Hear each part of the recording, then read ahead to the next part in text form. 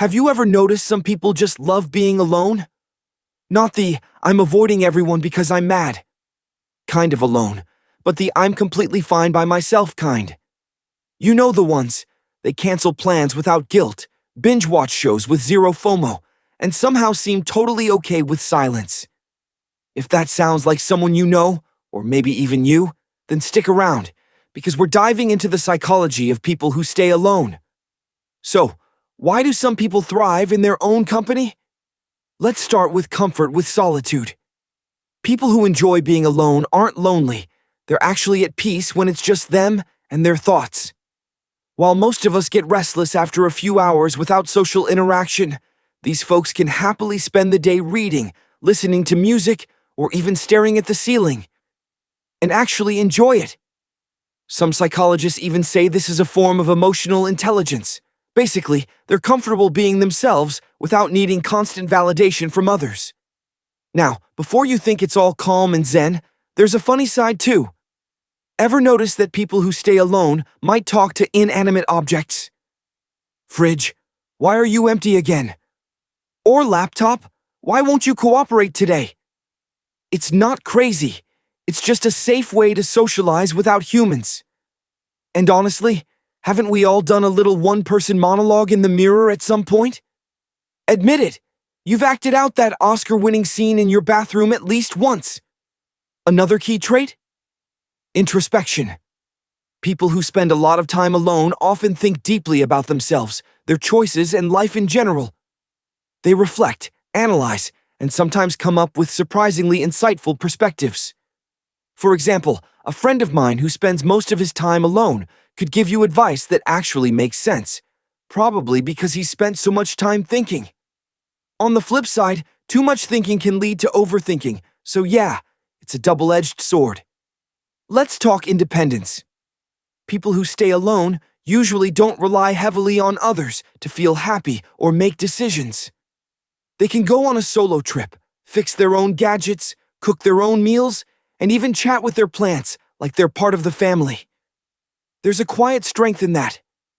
While some people panic when left alone, these folks thrive. They entertain themselves, solve their problems, and keep life moving without needing constant companionship. And here's an important distinction. Solitude isn't the same as loneliness.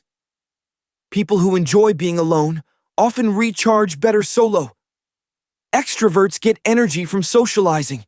They need people around to feel alive. Alone people, they recharge by being alone. Think of it as plugging in your phone. It works fine on battery, but a little solo time helps it reach 100%.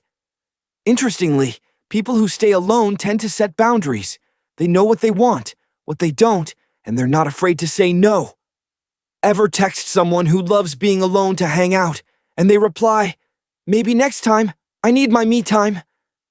That's not rudeness, that's healthy boundary setting. Honestly, more people should take notes, but don't assume they're shy or antisocial. People who enjoy being alone can be very social. They just choose their moments carefully. Their interactions are usually deeper, more meaningful, and way less about small talk.